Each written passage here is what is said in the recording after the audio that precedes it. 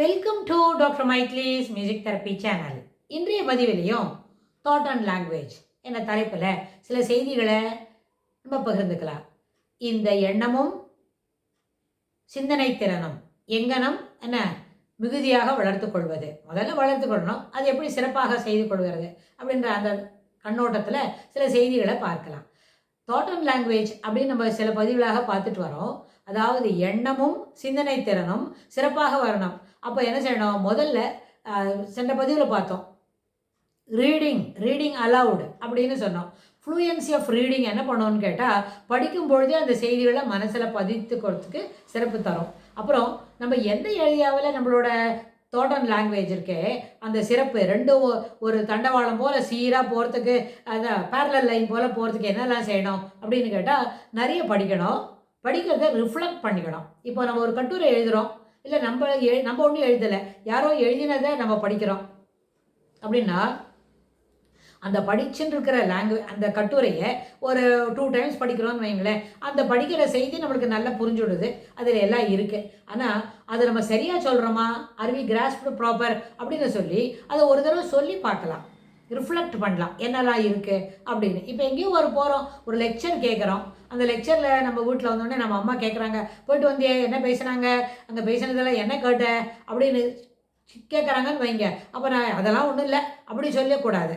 அம்மா கேட்குறாங்கன்னு சொன்னால் உடனே நம்ம அங்கே என்னெல்லாம் கேட்டோமோ அதை சொல்லி பார்க்கலாம், சொல்லி காட்டலாம். இதெல்லாம் சொன்னாங்கவா, இப்படி செய்தாங்க அப்படி செய்தாங்க அப்படின்னு. இது என்ன எப்படி இது வரும் அப்படின்னு கேட்டால், it is one way of reflecting what exactly we have learnt in the meeting, we have learnt in the lecture அப்படின்னு.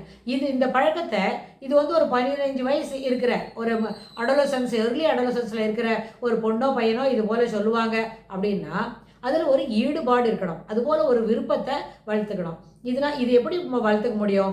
Reflecting, to learn to reflect, that helps you to improve your thought process, improve your language அப்படின்னு நம்ம ஒரு சின்ன tips சொல்கிறோம் இந்த பதிவில் அப்படின்னு வைங்களேன். இது என்ன செய்யலான்னு கேட்டால், ஒரு 4ஆம் வகுப்பு படிக்கிறதுலேருந்து பிள்ளைங்களை எங்கே கூட்டிகிட்டு போகிறோமோ அந்த இடத்துல எங்கே கூப்பிட்டுக்கிட்டு போனாலும் அங்கே என்ன பார்க்குறோமோ இதை பற்றி சொல்லணும் அப்படின்னு நமக்கு அப்படி சொல்லிவிட்டு பிள்ளைங்களை வெளியில் கூப்பிட்டு பார்க்கலாம். அது என்ன, எங்கே கூப்பிட்டு போகிறதா இருந்தாலும், ஒரு ஷாப்பிங் போகிறதானாலும், இல்லை வேறு ஏதான ஒரு என்டர்டைன்மெண்ட் ஏரியாவுக்கு போகிறதா இருந்தாலும், இல்லை ஒரு அம்யூசிங் பார்க்கு அதுபோல் போகிறதா இருந்தாலும், எங்கே போயிட்டு வந்தாலும் வாங்க, கவனமாக போங்க, சிறப்பாக விளையாடுங்க. ஆனால் வீட்டுக்கு வரணும் இல்லையா? ஒரு நாள் ஒரு 5 மணி நேரம் சுற்றினா கூட 5 மணி நேரம் கழிச்சு 6வது மணி நேரத்தில் வீட்டுக்கு வரணும்.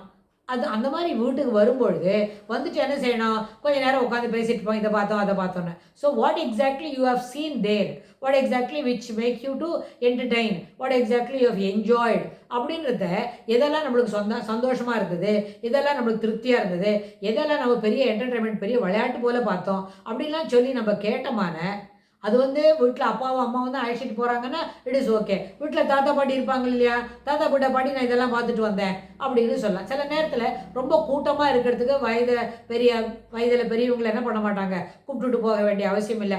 அங்கே போயிட்டு அவங்களுக்கு முடியாது போயிடுச்சுன்னா என்ன செய்யறதுன்னு வீட்டில் பெரியவங்கள விட்டுட்டு போவாங்க.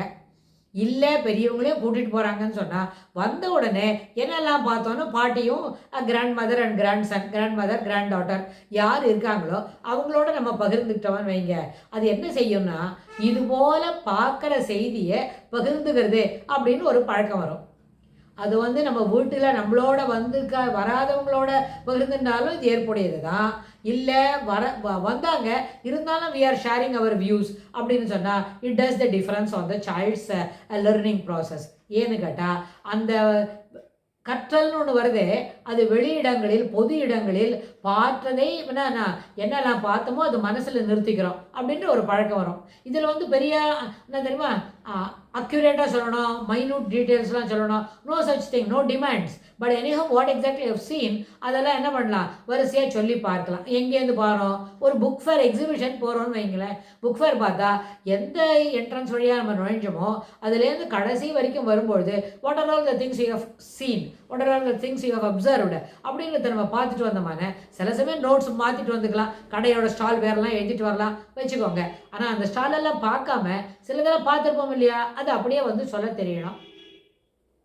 இதுபோல் ஒரு பழக்கத்தை ஒரு 4ஆம் வகுப்பு படிக்கிறதுலேருந்து இல்லை இன்னும் கூட முன்னாடியே 3rd ஸ்டாண்டர்ட் படிக்கும்போதே இந்த பழக்கத்தை நம்ம வளர்த்துக்கிட்டோம்னு வைங்க, அது என்ன ஆகும்னா over the period that ability to reflect the things, என்னெல்லாம் நம்ம பார்த்தோமோ, ஒரு விளையாட்டு இடத்துல போனாலும் இல்லை ஒரு ட்ரெயின் ஜேர்னியாக இருந்தாலும், எ ஜேர்னி டுடே அப்படின்னு ஒரு இருந்தாலும், ஒரு எக்ஸ்கர்ஷன் போகிறோம், அதாவது சுற்றுலா கூட்டிகிட்டு போகிறாங்க ஸ்கூலில் அப்படின்னா, அந்த சுற்றுலாவில் என்னெல்லாம் பார்த்தோம் அப்படின்றத பற்றியும் நம்ம வந்து சொல்ல தெரியும். அதை சொல்லுற நேரத்தில் if you are good at our language we can able to write it.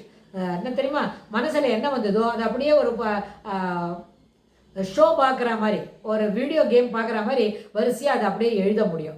மனத்துக்கண் அது மனத்துக்கு முன்னாடி வந்து அது நின்றுடும், அதை அப்படியே பார்த்து வரிசையாக எழுதிவிடலாம். இதுபோல் ரிஃப்ளெக்டிங் எபிலிட்டியை வளர்த்துக்கிட்டமான புஸ்தகத்தை பார்த்து படிக்கிறோன்னு வைங்க, ஒரு பாடத்துக்கு கேள்வி பதில், அது கூட என்ன பண்ணோம், ஒரு பார்க்காம எழுதுகிற நேரத்தில் புத்தகத்தில் என்ன இருக்கோ அது அப்படியே கண்ணு முன்னாடி வரிசையாக வரும், அதை அப்படியே மனசில் பார்த்துக்கிட்டே வந்து அது எழுதிட முடியும். We are not opening the book at all. It is not at all in the table. In spite of it, we can able to write it fluently. வேகமாக, தவறு இல்லாமல், பிழை இல்லாமல், பிசகே இல்லாமல், மாற்றி என்ன விஷயங்களை மாற்றி சொல்லாமல் வரிசையாக எழுத முடியும்னு சொன்னால், இது எல்லாராலையும் இந்த this can be accomplished by everyone. இந்த 3ஆம் வகுப்பு படிக்கிறவங்களா இருந்தால் அதை அடைய முடியும், இல்லை 12ஆம் வகுப்பு படிக்கிற மாணவனாக இருந்தாலும் இதை நம்ம சிறப்பாக புரிஞ்சிக்க முடியும். என்ன காரணம், this has to be trained. என்ன அதுக்கு தான் பார்த்து படிக்கிறது, ரீடிங் அலவுடு என்ன பண்ணணும்க்கா கேட்டாக்க, it helps to reflect easily. Reflection வரும்பொழுது எப்படி கண்ணாடி எப்படி ரிஃப்ளெக்ட் பண்ணோம், நம்ம என்ன இருக்கோ அதுதான் காட்டும். நம்ம ஏற்கனவே க்ரீன் கலரில் ஒரு ட்ரெஸ் போட்டிருந்தா கண்ணாடி வந்து ஆரஞ்சு கலர் ட்ரெஸ்ஸாக அதை காட்டுமா? Unless otherwise you are wearing tinted glass போட்டுக்காத வரைக்கும் நம்ம ஆரஞ்சு கலர் ட்ரெஸ் போட்டுனா ஆரஞ்சு தான் காட்டும், க்ரீன் போட்டுனா க்ரீன் தான் காட்டும். It reflects the same.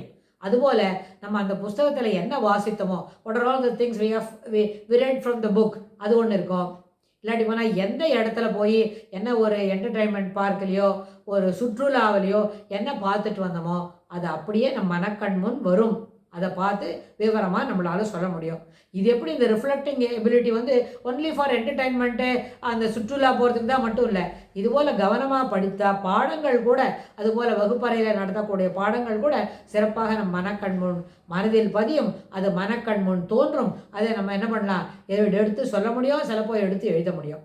அதனால் reflecting helps you to enhance your thought and language அப்படின்னு சொல்லி இந்த பதிவை நம்ம நிறைவு செய்கிறோம். இதுக்கு தொடர்புடைய செய்திகளை வரப்போகிற பகுதிகளில் பார்க்கலாம். தேங்க்ஸ் ஃபார் வாட்சிங்.